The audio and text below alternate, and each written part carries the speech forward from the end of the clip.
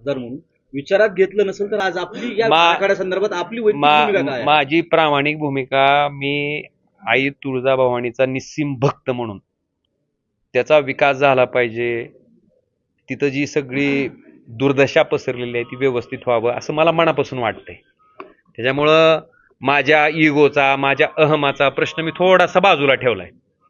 आणि त्याच्यातनं मी आज सुद्धा ही बैठक घेण्यामागचं कारण काय आहे की स्थानिक लोकांची अडचण आली. स्थानिक लोक म्हणायला लागलेत की बाबा ह्याच्या बाबतीत आमचं कुठंच आवाज त्या ठिकाणी ऐकला जात नाही, प्रशासनानं तो ऐकावा, ह्या भूमिकेतनं मी आजची बैठक घेतली. आणि मी बरंच ऐकलंय, बऱ्याच मंडळींना त्या ठिकाणी राजकारण करत असताना पैशातनं राजकारण, राजकारणातनं पैसा, पुन्हा पैशातनं ड्रग, सगळ्या गोष्टी आपण बघितल्या तुळजापूरच्या राजकारणाच्या, जवळून अनुभवताय. आणि त्या पैशाचा आणि सत्तेचा इतका माज आलाय की त्या माजाचं आता पार म्हणजे त्याचं मापणच राहिलं नाही. आणि त्या माजापोटी ह्या सगळ्या गोष्टी त्या ठिकाणी घडतायत.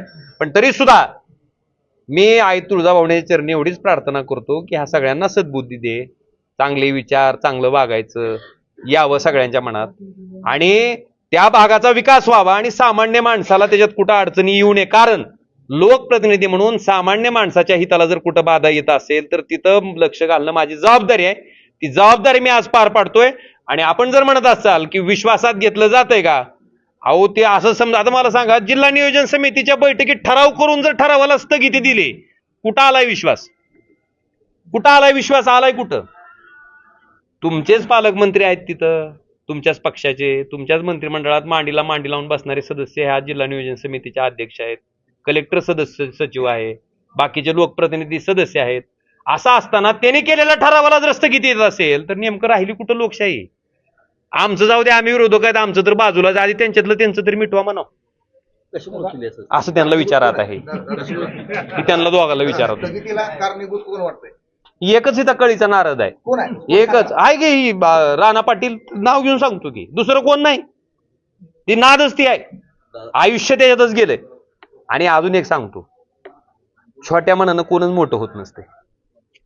जी माणसं डबक्यातला विचार करतात ना ती डबक्यातच राहत असते. तर आपला विचार आणि हे असतो ना तो विशालच पाहिजे तर माणूस मोठं होत असते. विचारच डबक्यातला असेल, उगाच बारकं बघत बसायचं, हे जो ऑफिसेस कुठे मिळाले, जनता दरबारात कोण घ्यायला लागले, उगाच त्याला नियम दाखवायचा, उगाच त्याला काड्या करत बसायच्या, उगाच स्थगिती आणायची निधी वाटप झाला की. ही जी असते ना, ही छोट्या छोट्या मनाच्या विचाराच्या लोकांचं वर्तन आहे. आणि हे कोण मोठं होत नसतं. आज खरं तर हा प्रश्न तुम्ही पोलिसाचे प्रमुख जे पोलीस अधीक्षक आहेत किंवा याच्यात तपास करणारे अधिकारी त्यांना विचारणं गरजेचं आहे. मी विचारतोय, वारंवार विचारतोय, मी स्वतः भेट घेऊन पण विचारलंय त्यांना. हे विचारलं, तुम्हाला कुणाचा राजकीय दबाव आहे का, कुणाच्या राजकीय दबावामुळे तुम्ही अटक करत नाहीत का? पण ते काय बोलतही नाहीत आणि त्यांना आरोपी सापडतही नाहीत. मला वाटतं ह्याच्यातलं काय ओपन सिक्रेट आपल्याला लक्षात येतंय कुणाच्या दबावामुळे व्हायला. फक्त मला ह्याच्यात एवढंच म्हणायचंय की ड्रग्ज सारख्या गंभीर विषयातल्या आरोपींना जर कोण पाठीशी घालत असेल आणि हितली तरुण पिढी जर बरबाद करण्यात त्याचा सहभाग असेल आणि अशा लोकांना जर पाठीशी घालत असेल तर मला वाटतं जनतेनेही त्याला बघून घ्यावं. आणि आई तर बघूनच घेणार आहे, आई तुळजाभवानी त्याला बघूनच घेणार. ज्याला व्यसन आहे असं केलं, याकडे कसं पाहताय? कशामुळं मला काय म्हणायचंय की वर्गवारी करणाऱ्याच्या बुद्धीचा तपास करणं गरजेचं आहे. का केली, कशासाठी केली, त्यांना माहिती. ती कसं त्याने त्या दोघांचं बायफर्गेशन कशाच्या आधारे करणार, हा प्रश्न मला वाटतं तपास करणाऱ्या अधिकाऱ्याला आपण विचारणं आवश्यक आहे की कशाच्या आधारे पेडलर आणि कशाच्या आधारे व्यसन करणारा, कुठल्या मुद्द्यावर. का त्यांच्या जवळचा माणूस आहे म्हणून मग तो व्यसन करणारा, आणि त्यांच्या विरोधातला जर माणूस असेल तर मग तो पेडलर. अशा पद्धतीने जर बायफर्गेशन केलं जात असेल तर दुर्दैव आहे. मी त्याच्या पुढे जाऊन म्हणतो की ह्याच्यामध्ये जे कोणी असेल त्याला कठोरातली कठोर शिक्षा झाली पाहिजे. आणि अशा लोकांना समाज जीवनात अजिबात स्थान नसायला पाहिजे. ही लोक जेलच्या मध्येच पाहिजेत. आतापर्यंत कोण त्यांच्यावर मेहरबानी करतंय आणि त्यांना कोण बाहेर सोडलंय ह्यानं त्याचा विचार करावा. मी इतकाच म्हणतोय की स्वतःचं लेकरू, स्वतःचा मुलगा जर ह्या ड्रग्सच्या आहारी जाऊन, ह्या व्यसनाच्या आहारी जाऊन स्वतःच्या आयुष्याची बरबादी करत असेल तर ते त्याच्या आई वडील म्हणून त्या माणसांना चालणार आहे का?